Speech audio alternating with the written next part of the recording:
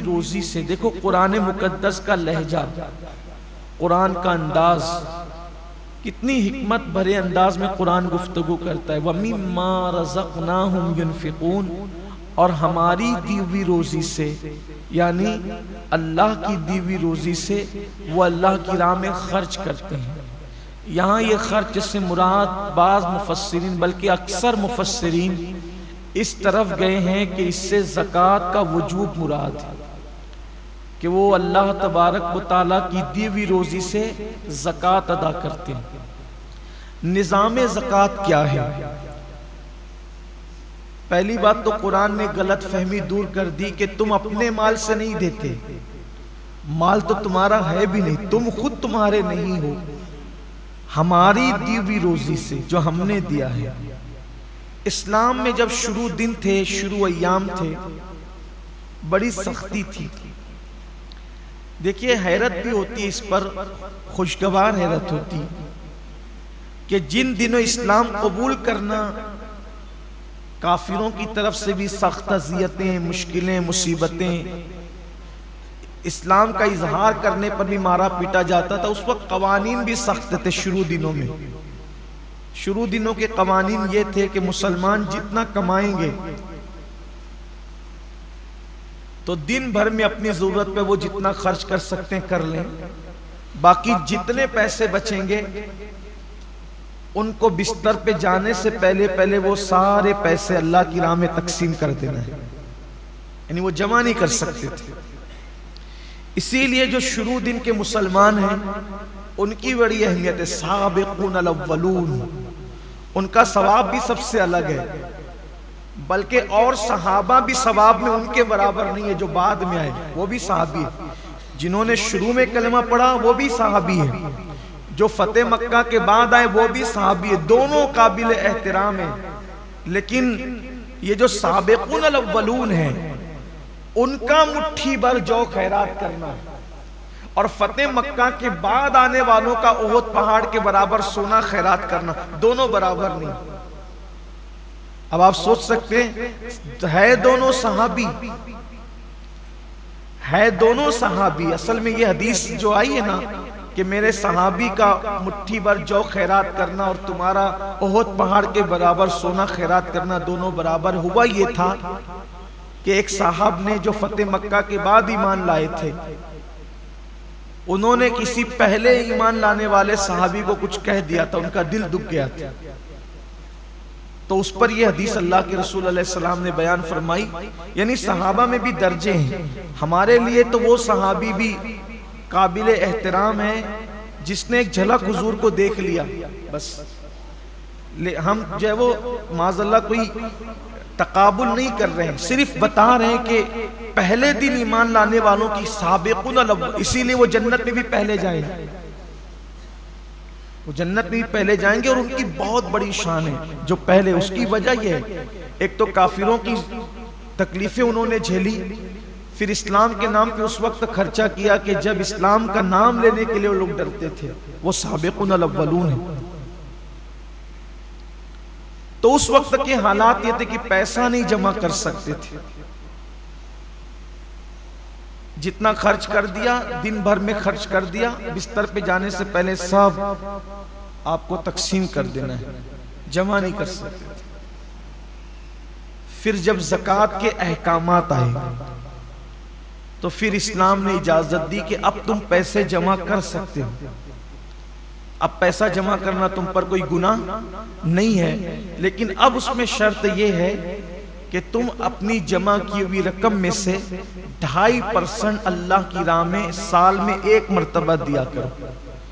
फिर उसके मसारिफ बताए गए कि ये इन रास्तों में कमो बेश 7 तबके कुरान मुकद्दस ने बयान फरमाए हैं कि इन रास्तों में तुम्हें खर्च करना है, जिनमें से बहुत सारे तबकात हैं जो हिंदुस्तान में पाए नहीं जाते, तो उसकी तफसील आगे हम आपके सामने पेश करेंगे। अगर कोई शख्स नमाज की पाबंदी करता है लेकिन साल में एक मर्तबा 2.5% ज़कात अदा नहीं करता, तो अल्लाह के रसूल सल्लल्लाहु अलैहि वसल्लम फरमाते हैं अल्लाह उसकी नमाजें भी कबूल नहीं फरमाता, क्योंकि अल्लाह ताला ने जहां जहां ज़कात का जिक्र किया है नमाज के साथ किया।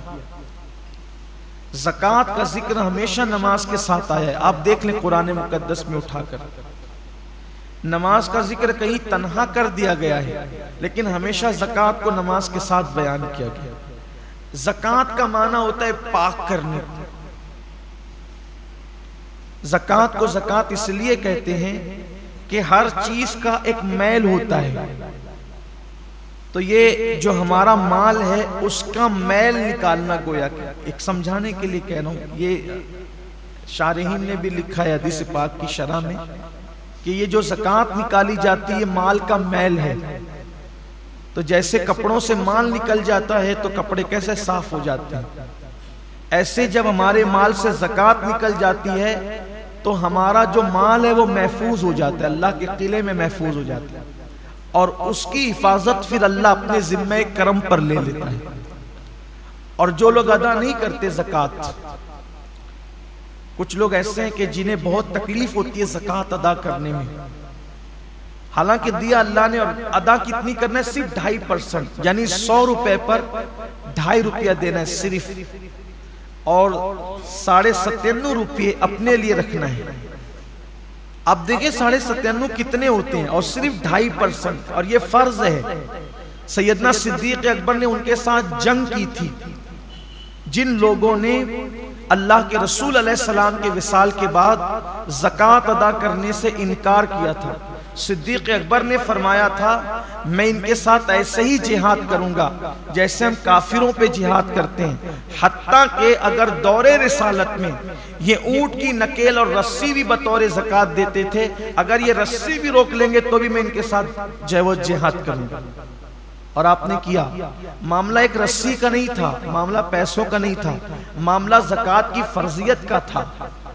और ज़कात की फर्जियत इस्लाम के वो 5 बुनियादी सुतूनों में से एक है, जिसका जिक्र अल्लाह के रसूल अलैहि सलाम ने फरमाया कि इस्लाम की बुनियाद 5 चीजों पर है: ईमान, नमाज, रोजा, हज और ज़कात। ये 5 सुतून है इस्लाम के मजबूत।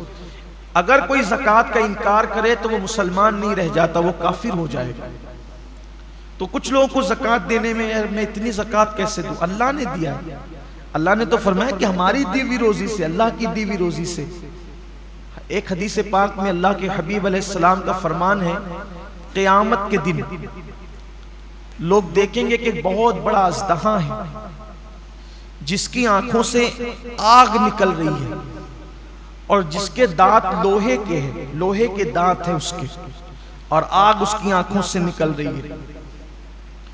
वो ढूंढेगा तो देखेगा कि एक बंदा जो ज़कात नहीं देता था, वो उससे मुखातिब होके कहेगा तेरा दायां हाथ मेरी तरफ कर ताकि मैं तेरा हाथ खा जाऊं।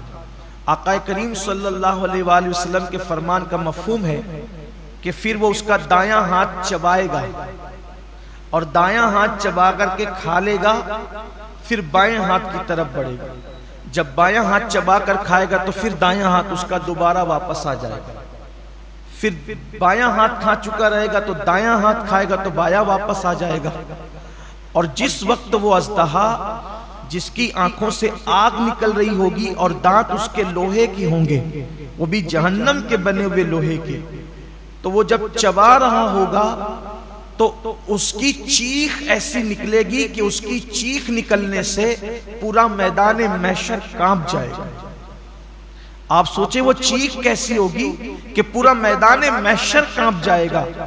तो पूछा जाएगा ये किसकी चीख है, तो इरशाद होगा कि ये उसकी चीख है कि जो दुनिया में ज़कात अदा नहीं करता। मैदान महशर कोई छोटा मोटा तो नहीं होगा, हमारे खेल के ग्राउंड की तरह या हिंदुस्तान के मैदानों की तरह तो नहीं होगा। मैदान महशर अव्वलीन और आखिरीन सब जमा होंगे, उसकी चीख कितनी बुलंद होगी उस दिन के पूरा मैदान महशर कांप जाएगा। कितनी दर्दनाक चीख होगी ज़कात नहीं देने वालों का। अच्छा, ये किसी मौलवी की डराने की बातें नहीं, न किसी सियासी लीडर का कौल है, ये सादिकुल वादुल अमीन का फरमान है, जिसने अपनी जिंदगी में कभी अपनी मर्जी से कलाम ही नहीं किया। जबान उनकी है, कलाम खुदावंद कुद्दूस का है। तो जो वो शख्स जिसका वो हाथ चबा करके खा रहा होगा, वो अजदहे से पूछेगा तू कौन है, तो कहेगा कि मैं तेरा माल हूं, तू मुझसे मोहब्बत करता था लेकिन मैं तुझसे मोहब्बत नहीं करता बच्चा।